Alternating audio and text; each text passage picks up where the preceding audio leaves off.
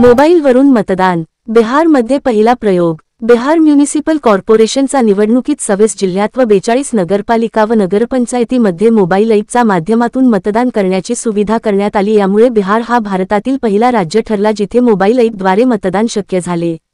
या मोबाईल ॲपमुळे मतदानात वाढ झाल्याचे दिसून आले. सुमारे 70% मतदान झाले. दिव्यांग, ज्येष्ठ नागरिक, गरोदर महिला अशा मतदारांसाठी हे मोबाईल वोटिंग उपयुक्त ठरले. विदेशातील काही देशात मोबाईल ॲपद्वारे वोटिंग पद्धत यशस्वी झाली आहे. भारतात हा पहिला प्रयोग आहे. या मोबाईल ॲपद्वारे मतदानाबद्दल आपले काय मत आहे जरूर कळवा.